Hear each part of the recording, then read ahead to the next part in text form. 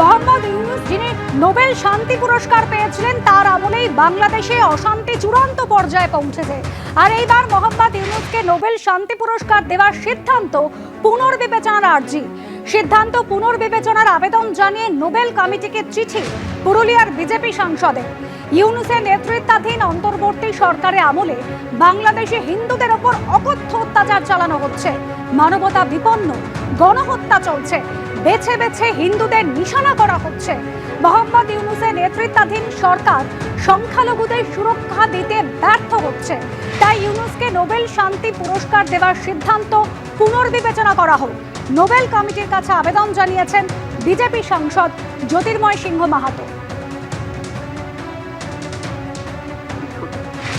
Nobel কমিটিকে চিঠি করেছি, করার উদ্দেশ্যটা হচ্ছে যেভাবে হিন্দু নিধনের কসাই যিনি পূর্বে নোবেল পুরস্কার পেয়েছেন, এইরকম ব্যক্তিকে নোবেল পুরস্কার দেওয়া বিবেচনা করা দরকার। ভবিষ্যতে এরকম ব্যক্তিরা যেন না পায়।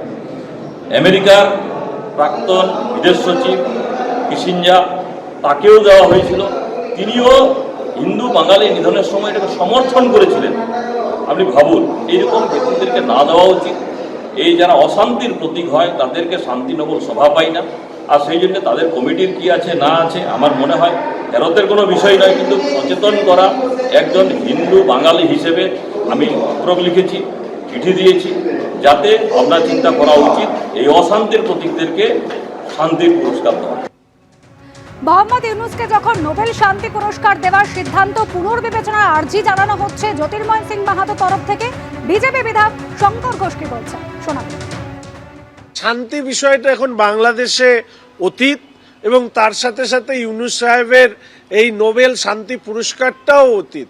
বরঞ্চ রাষ্ট্রপ্রধান হিসাবে সন্ত্রাসের এবং সংখ্যালঘুদের নিরাপত্তা কেড়ে নেওয়ার জন্য যদি কোনো পুরস্কার থাকে, সেটা অবিলম্বে কোনো একটা কমিটি গঠন করে সেই পুরস্কার দ্রুত যাতে ইউনূস সাহেবকে দেওয়া হয়, তার মাথায় পরিয়ে দেওয়া হয়, সেটাই আমি মনে করি এই মুহূর্তের চর্চার বিষয় হওয়া উচিত। ইউনূসকে শান্তির জন্য নোবেল দেওয়া হয়েছিল, কিন্তু বাংলাদেশে শান্তি বজায় রাখতে পারলেন না ইউনূস। যে কারণে ইউনূসকে নোবেল দেওয়া হয়েছিল তাতে তিনি ব্যর্থ। যারা নোবেল কমিটিতে রয়েছেন তারা ভাবনা চিন্তা করবেন, মন্তব্য বিধানসভা স্পিকার বিমান বন্দ্যোপাধ্যায়।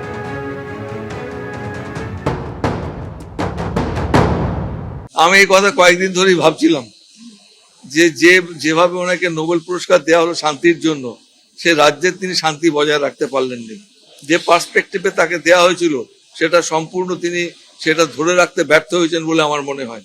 কারণ যারা নোবেল কমিটিতে রয়েছে তারা চিন্তা ভাবনা করবেন এটা নিয়ে তারা কি করতে পারেন। আমার ব্যক্তিগত মত থাকতে পারে, কিন্তু আমি আবেদন করার জায়গায়, বিশেষ করে এক সম্প্রদায়ের মানুষের উপর অত্যাচার, এটা সত্যি অত্যন্ত বেদনার কারণ।